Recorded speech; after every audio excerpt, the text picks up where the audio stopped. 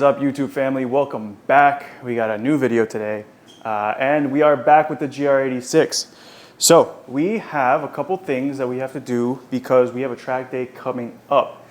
Today is Wednesday, and the track day is Saturday. So we have 3 days to get this car ready. Luckily, I did have off of work today, so we are gonna get some stuff done on the GR86. All right, so as I mentioned in my previous track videos, the brakes weren't doing too good. They weren't making it through an entire session, so we ended up getting some new brake pads. We got Hawk DTC-60 for the fronts and Hawk DTC-30 for the rears. So the fronts are a little bit more aggressive than the rear ones, which is good because we were trying to keep that brake bias between the front and the back even. Shout out to DJ for the recommendations. DJ, if you guys didn't watch my track video, he was my instructor, and we've been in contact. Super great guy, and yeah, he's been giving me some pointers. We also got some Motul RBF 700, which is going to be able to withstand the temperatures at the track, you know, brake temperatures and stuff like that, so that it doesn't start boiling because it has a higher boiling point. Some stuff to help with the installs, so brake pad caliper spreader, so it pushes the piston back in, and then a one-man brake bleeder kit so we can get rid of the old brake fluid and add in the new stuff. We are also going to mount these new tires onto our stock wheels. So if you guys remember at my track day, I ran off the track. And after coming back in, one of the tires was really low. So we're thinking I compromised the sidewall of the tire, which means it's not strong anymore. So if I do take it back to the track, there's a possibility of it failing again. So we ended up going with some new tires. We're going to be testing out these Kumo V730s. From what everyone has told me, they are very consistent at the track, but they also have enough tread to be performance tires and to do well. So we're going to try these out. We're going to see how good they are. It is a step up, so we're doing 235/40 18s, which is probably the max size you'd want to go on the stock 18 by 7.5. Hopefully they are not too aggressive, but from the research that I've done online, it seems like these should fit. So what I'm going to do is I'm going to go and take these tires and the stock wheels to an installer, have them mount the tires, and then in the meantime come back and start putting the brake pads and the brake fluid into the car. Once they're done with the tires, we'll go back, we'll pick them up, and then we will mount them. After that, we'll just have to bed in the brake pads and we should be good for our next track day. So yeah, I'm not going to take you through the process of taking these to the tire installer. You probably don't want to see that anyway, but yeah, excited, and let's get started. All right, we're back from dropping off the tires, the wheels and the tires to get mounted. I think it's time to get started on the car. I don't really have Danielle here to put the car on ramps, so we're gonna do it how we used to do it, where we're gonna lift one side, left side, and then we're gonna lift the right side and put it completely on jack stands because I am getting, look at this fool. Huh? Because I'm getting the new tires and I'm putting the wheels, I might as well just put the wheels on if I'm changing the brakes anyway. So we're gonna put the car completely on jack stands, and then we are going to swap out the brakes. So let's put it on jack stands first, and then we'll get started on brakes. I'll probably do the front ones first, then I'll do the back two. But then the bleeding process is gonna be completely different, but we'll do that as the second part. So yeah, let's get started.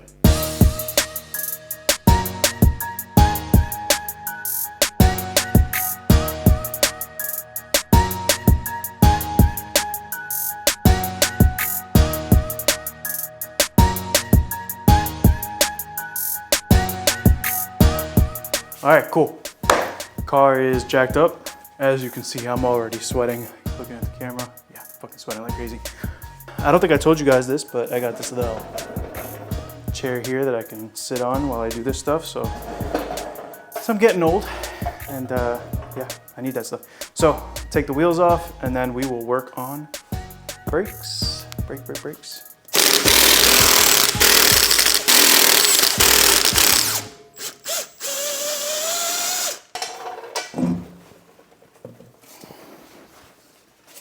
Sick. All right, now I don't know if you guys have done a brake job before, but basically we have 2 bolts back here, which are for sliders. So we have to take those out, and then this piece can come off. There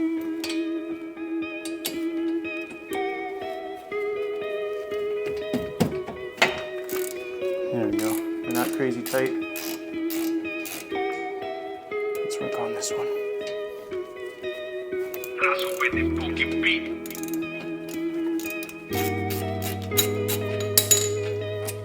Okay, got the bolt out. Now we should be able to, just like that. So some people prefer to just kind of slide it out of the way. I like to just take it completely off so it's not in my way at all. There we go. And we can kind of just leave that somewhere where it's not gonna fall. Here we got our pads. Just gonna pull these out, and look at that. I mean, the wear isn't crazy, but you know, we were getting there. And it's probably the track use, to be honest, because these are supposed to, well, actually, I think they're rated to last around 30,000 miles, sorry. And we're at 22,000, so it's a good thing we're replacing these now, because I don't think they would have lasted too much longer. All right, now let's get our DTC-60 pads on there. All right, we got our pads out of the packaging. Got them right here. And now what we're gonna do is we're gonna add some grease. I don't have brake grease specifically, but this grease that I used on the coilovers is just fine. It's waterproof grease, and it is compatible with brake pads. It's high temp, so it should serve our purpose. So I'm not able to take this off, which is like a wear sensor, but I can take this back plate off. So we're gonna put this back plate, if it'll fit on the new one. It does. And then you can even see the contact points there. You know what? Before I do that, let's clean both of these. Get some brake cleaner.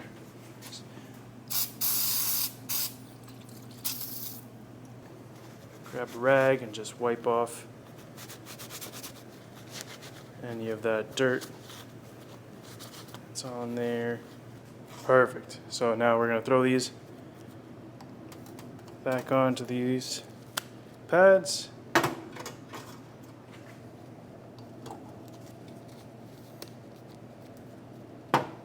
So places you're going to want to grease any contact point.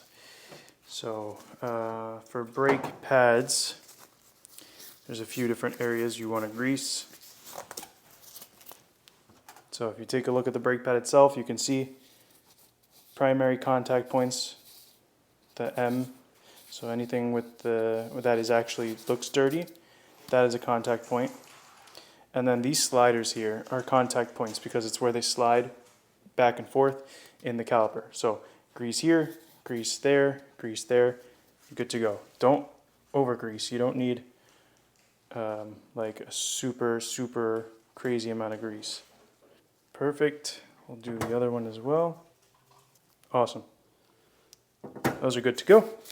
Now what we're going to do is we're going to grab this piece right here, which is our brake pad spreader. And basically we're going to push the pistons back into the calipers so that these can slide in, because right now the piston is compressed, right? So the piston is outside of the caliper, which means that it's in the same position of these pads. And because these pads are worn down, it's out more than these pads, which have a little bit more thickness to them. So we have to push the piston back into the caliper, and then we should be able to add those in. So let's go back to the car and let's push the piston back into the caliper. All right, so let me demonstrate how this works. So we got our caliper here. Put this on one side, and you throw this on the other side. Right, and then you spin this centerpiece we want to keep spreading this. So now I'm going to grab my wrench.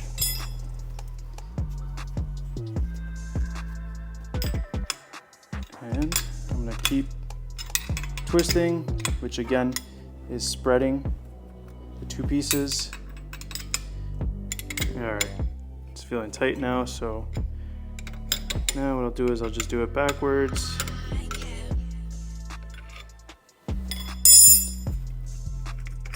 Take this out, and you can see there the piston is now compressed into the caliper. All is good there.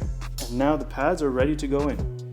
So we will grab the pads. Just gonna grab a quick wire brush and just wire out all that rust and nasty debris in there.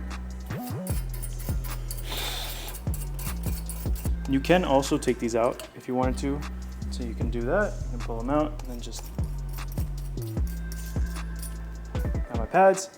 And this is the piston side, right, because of the two circles. So I am gonna slide this in this way. There we go. Same thing here.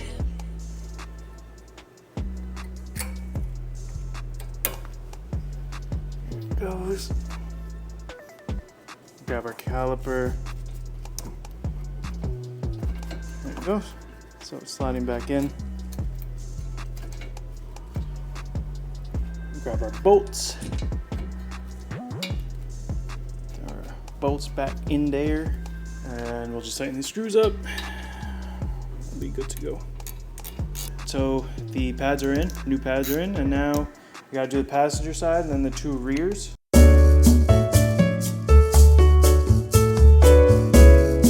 All right, we are ready to move on to draining the brake fluid. So basically, the first step that we are going to take is we are going to take as much of this brake fluid out of this reservoir without going under the minimum line, because we don't want to introduce bubbles into the system. So basically, you're going to get a turkey baster, and then you are going to pull out as much of this brake fluid as possible before you start bleeding the brake calipers through the bleeder screw. So let's go ahead and grab something. We're gonna grab a little bottle, and we're gonna start taking some of this brake fluid out. We're going to obviously remove this cap, grab the turkey baster, try to suction out as much of this as we can, and just put it into this cup here. We also got to be extremely careful with brake fluid, because brake fluid is extremely harmful to your car's paint. All right, cool. So we got the fluid out of there. Awesome. At least as much as we can. So basically what we're doing now is we're gonna top it off. Looks like a little screen. We'll throw that back in there. Okay, so we're just gonna fill it up until it's, you know, as much as we can. And then we're gonna go over to a caliper and start draining it.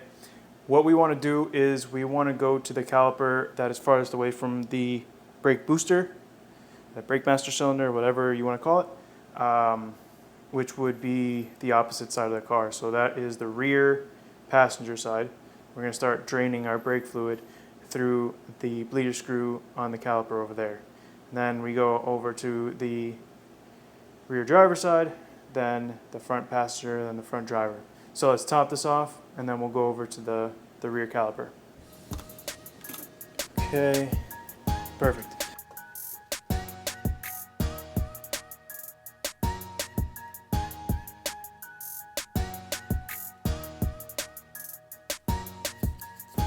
All right, so I got this little kit right here. Basically, it's a bottle, a little hose that connects onto the brake bleeder, and then this little magnet. So you can put this magnet like on, let's say, your brake, right? And then you can pop this bleeder open, and basically what it'll do is anything that comes out of here will go into this tube, into this bottle, right? So my plan is to get this bottle as full as possible with brake fluid. So we're gonna basically crack this open, this little brake bleeder, right? There you go, you see some brake fluid coming out of there. I don't know if you can see that, but there is some brake fluid coming out this way over here. And what we're doing is we're gonna pump the brakes, and it's gonna push basically all this brake fluid into this bottle. So we have a good size bottle of brake fluid, and we wanna get rid of as much of this as possible, right? So what we're gonna do is we're gonna pump the brakes, and we're gonna wanna fill up this bottle as much as possible with the old brake fluid. And then once we have this bottle full, we're gonna add more brake fluid into the master, and then basically repeat that process over and over again between all the calipers. So let me go ahead and pump the brakes so I can get the brake fluid into this bottle, and then once it's full, we will move on to the next caliper.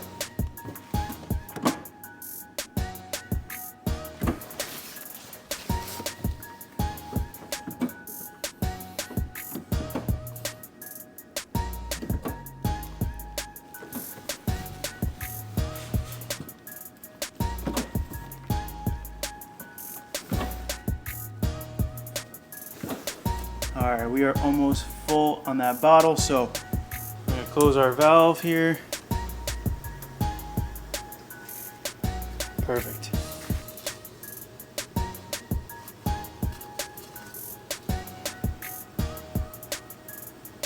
There you go. Thanks to gravity, it's kind of just pushing all the oil into the barrel. All right, cool. Let me go drain this, and then we'll move on to the rear driver side.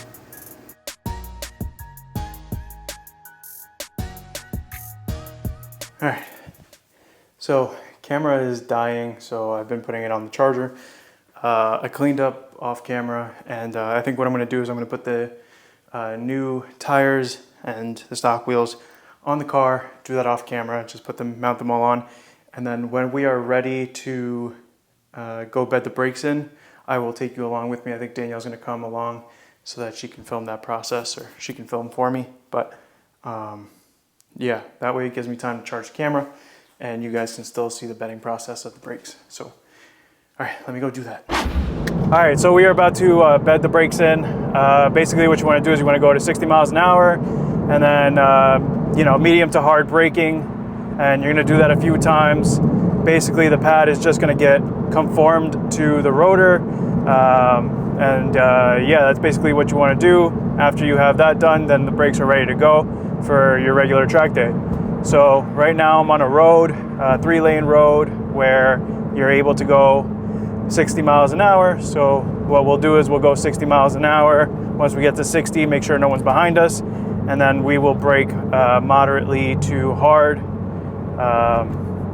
Or you can even do it when you're like approaching a red light. Just stay a constant 60, and then when you're hitting that red light, just hit them brakes. So that's what we're gonna do. Just gotta wait for the right moment, make sure I got a clear space around me so that I'm not fucking with other drivers on the road. So, all right, ready? Yeah. Okay, we're going to 60.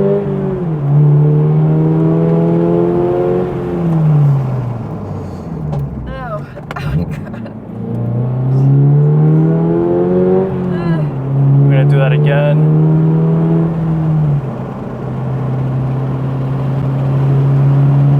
60. Oh my God, I don't like this. I only got to do it a few more times. Luckily we have a lot of space right now, so. All right, here we go, 60.